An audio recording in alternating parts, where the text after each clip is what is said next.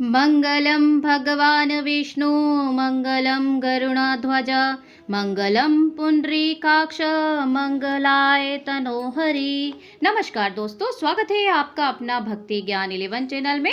दोस्तों, आज के इस वीडियो में हम आपसे बात करने वाले हैं साल 2025 जनवरी की पौष पूर्णिमा के बारे में। जी हाँ, आज के इस वीडियो में आप संपूर्ण जानकारी प्राप्त करने वाले हैं। साथ ही हम आपको एक ऐसा महा उपाय बताएंगे, अगर आपके जीवन में आर्थिक तंगी चल रही है या कोई भी ऐसी परेशानी है जिससे कि आप जूझ रहे हैं, निकल ही नहीं पा रहे हैं, तो उसके लिए महा उपाय बताया जाएगा। इसलिए वीडियो में अंत तक साथ में बने रहिए। तो देखिए, पौष पूर्णिमा सनातन धर्म में पूर्णिमा तिथि बहुत ही ज्यादा महत्वपूर्ण मानी गई है, और उसमें भी पौष मास की पूर्णिमा, क्योंकि इस दिन से माघ मास स्नान प्रारंभ होता है। इस बार तो महाकुंभ भी प्रारंभ हो रहा है, जो कि प्रयागराज में पूरे 12 वर्ष के बाद लग रहा है। इसे महाकुंभ कहा जाता है। शास्त्रों के अनुसार विशेष रूप से पौष मास की पूर्णिमा पर आप किसी भी पवित्र नदी या जलाशय में स्नान करते हैं, दीपदान करते हैं, जलाशय या मंदिर पर आप गंगा इत्यादि नदियों के किनारे, तो इसका आपको फल बहुत अधिक प्राप्त होता है। तो इस दिन आपको दीपदान जरूर से करना चाहिए। संभव हो सके तो आप किसी भी पवित्र नदी में इस दिन स्नान जरूर से कर लीजिए।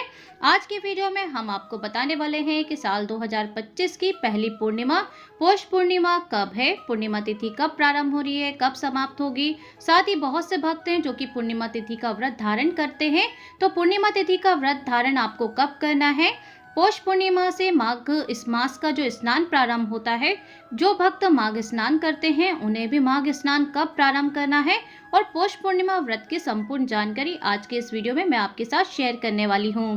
तो वीडियो बहुत ज्यादा महत्वपूर्ण है, वीडियो में आप अंत तक हमारे साथ बने रहिए। तो देखिए, पूर्णिमा व्रत की महिमा अपार है। इसका बखान करना नामुमकिन ही नहीं, मुश्किल भी है। इसके पालन से जीवन के सभी दुखों का नाश होता है, और भगवान विष्णु की कृपा से भक्तों के जीवन में सुख शांति और समृद्धि का वास होता है। पूर्णिमा व्रत की महिमा को, कथा को सुनने और पालन करने से पुण्य फल की प्राप्ति होती है। भगवान की कृपा सदा सर्वदा आप और आपके परिवार पर बनी रहती है। तो देखिए, पूर्णिमा का जो दिन होता है ना, वो पूर्णता और प्रचुरता था, साथ ही आध्यात्मिक प्रथाओं का प्रतीक माना जाता है। पूर्णिमा जो पौष महीने के शुक्ल पक्ष की पूर्णिमा को पौष पूर्णिमा के नाम से जाना जाता है, और पौष पूर्णिमा को शांक भरी पूर्णिमा के नाम से भी जाना जाता है। पूर्णिमा के दिन चंद्रमा अपने पूर्ण आकार में दिखाई देता है, और पौष पूर्णिमा के दिन स्नान दान और सूर्य देव को अर्घ्य देना बहुत ज्यादा अधिक महत्वपूर्ण होता है। ऐसी मान्यता है कि पौष पूर्णिमा के दिन काशी, प्रयागराज, हरिद्वार में गंगा स्नान करने से पाप का नाश होता है। जिस दिन चंद्रमा पूर्ण आकार में होता है, उस दिन को पूर्णिमा कहा जाता है। हर माह के पूर्णिमा के दिन को श्रद्धालु बहुत ही हर्ष और उल्लास के साथ मनाते हैं। कई लोग भगवान सत्यनारायण की कथा भी करवाते हैं, लेकिन पौष और माघ माह की जो पूर्णिमा को है, वो बहुत ही ज्यादा अधिक महत्व दिया गया है, और इस पूर्णिमा का बहुत अधिक महत्व भी है। तो आइए आपको बताते हैं कि पूर्णिमा तिथि कब प्रारंभ हो रही है, कब समाप्त होगी, साथ ही इसका जो मुहूर्त है, पूजा विधि क्या है, सब कुछ जानते हैं आज ही इसी वीडियो में। तो देखिए, पूर्णिमा तिथि प्रारंभ हो रही है 13 जनवरी 2025 को सुबह 5:03 पर, और इस तिथि का समापन होगा 14 जनवरी 2025 को सुबह 3:56 पर। अर्थात इस दिन सूर्योदय तिथि के अनुसार 13 जनवरी दिन सोमवार को पौष मास की पूर्णिमा तिथि मानी जाएगी, और इसी दिन व्रत धारण भी किया जाएगा।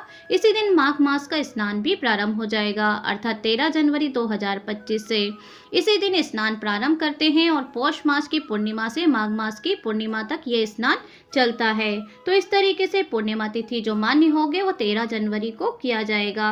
अब हम जानते हैं कि पौष पूर्णिमा का व्रत और पूजा विधि क्या है। तो आइए जानते हैं। सर्वप्रथम पौष पूर्णिमा पर सूर्योदय का समय होगा सुबह 7:14 पर, और अस्त होगा शाम को 5:56 पर। अच्छा, पूर्णिमा तिथि पर आपको ब्रह्म मुहूर्त में स्नान करना चाहिए। तो ब्रह्म मुहूर्त का समय रहेगा सुबह 5:27 से सुबह 6:21 तक। इस समय पे स्नान कर सकते हैं, आप दान कर सकते हैं। विशेषकर माघ मास का अगर आप स्नान प्रारंभ कर रहे हैं, तो इसी समय में आपको स्नान करना चाहिए। इस समय में ही स्नान करने से आपको अमूल्य फलों की प्राप्ति होती है, अर्थात अक्षय पुण्य फलदायी होता है, और आपका स्नान सफल होता है। माघ मास की कथाएं भी आपको चैनल पर मिल जाएंगी, तो आप हमारे साथ चैनल पे बने रहिए। अभिजीत मुहूर्त रहने वाला है दोपहर को 12:14 से 12:56 तक। ब्रह्म मुहूर्त का समय रहेगा सुबह 5:38 से 6:26 तक। अभिजीत मुहूर्त में आप कोई भी शुभ कार्य प्रारंभ कर सकते हैं और अभिजीत मुहूर्त श्री हरि विष्णु का अत्यंत ही प्रिय भी है। राहु काल का समय रहने वाला है सुबह 8:34 से 9:55 पर। इस तरीके से आपको राहु काल का जो समय होता है वो अशुभ माना गया है, तो इसमें आप कोई भी शुभ कार्य ना करें। चंद्रमा उदय का शुभ मुहूर्त प्राप्त हो रहा है शाम को 5:25 पर। पूर्णिमा पर श्री हरि विष्णु की पूजा आराधना करना चाहिए, सत्यनारायण भगवान की कथा करवाना चाहिए। अगर आप करते हैं तो अति उत्तम है, अगर स्वयं नहीं कर पाते हैं तो आप ब्राह्मण बुलाकर भी इस दिन कथा जरूर से करवा सकते हैं, जिससे कि आपको अमूल्य फल की प्राप्ति होती है। तो आइए अब हम जानेंगे पूर्णिमा व्रत की संपूर्ण पूजा विधि। आपको किस तरीके से व्रत धारण करना चाहिए और किस तरीके से आपको पूजा करना चाहिए। तो देखिए, सर्वप्रथम पूर्णिमा के दिन आपको सुबह जल्दी उठकर स्नान कर लें। इस दिन पवित्र नदियों में स्नान करने का बहुत अधिक महत्व होता है। आप नहाने के पानी में गंगा जल डालकर स्नान भी कर सकते हैं और नहाते समय सभी पावन नदियों का ध्यान कर लीजिए। नहाने के बाद आपको घर के मंदिर में दीपक प्रज्वलित करना है। अगर संभव हो तो इस दिन व्रत भी रखें।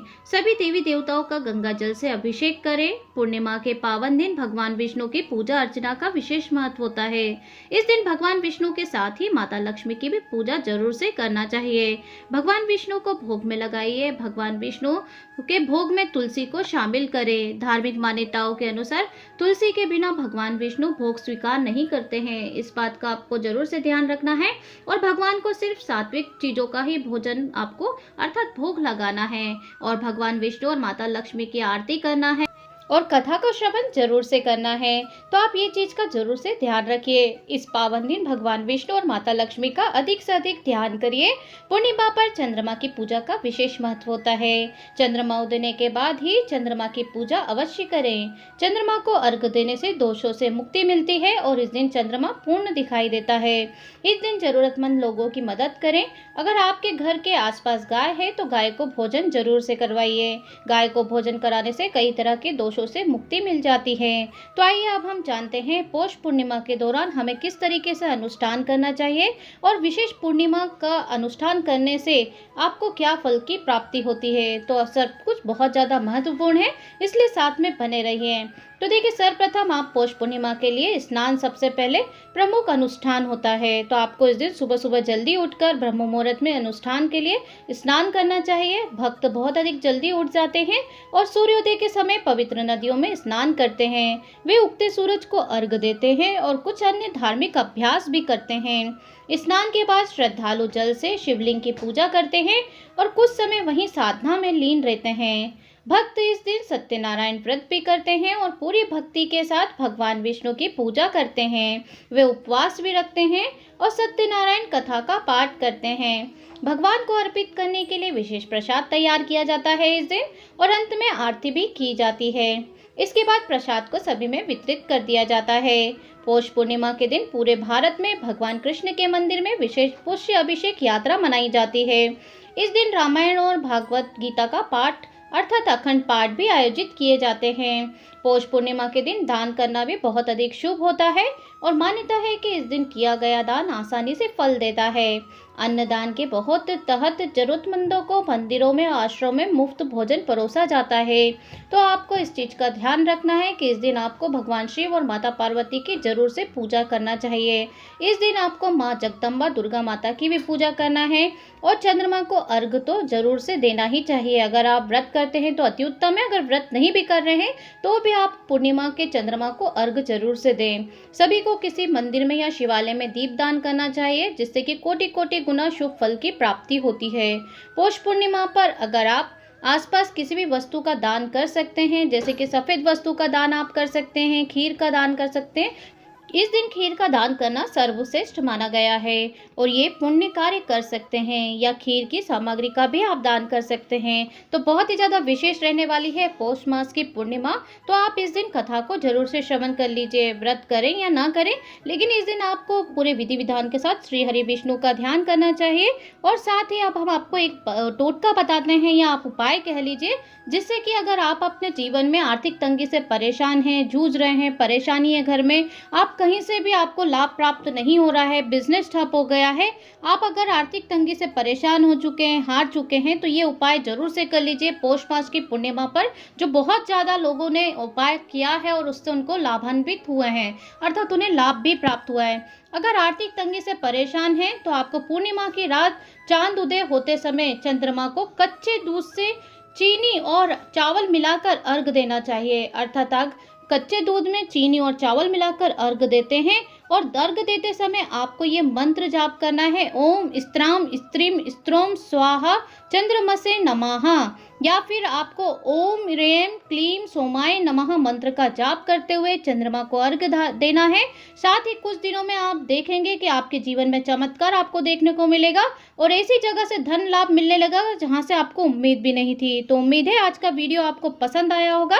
वीडियो में अगर आपने अंत तक श्रवण किया है तो आप एक लाइक तो जरूर से कर दीजिए। कमेंट बॉक्स में जय श्री हरि विष्णु जरूर से लिख दीजिए, क्योंकि आपके लाइक और कमेंट ही मेरे लिए बहुत ही ज़्यादा महत्वपूर्ण होते हैं, जिससे कि मुझे पता चलता है कि आप हमारे चैनल पे बने हुए हैं और आपको आने वाले व्रत त्योहारों की तीजों की जानकारी के लिए चैनल को सब्सक्राइब करना होगा। नोटिफिकेशन बेल को ऑन कर लीजिए, अपने फैमिली फ्रेंड रिश्तेदारों को भी शेयर कर दीजिए। मिलती हूँ नेक्स्ट वीडियो के साथ, तब तक के लिए जय श्री हरि विष्णु, जय लक्ष्मी।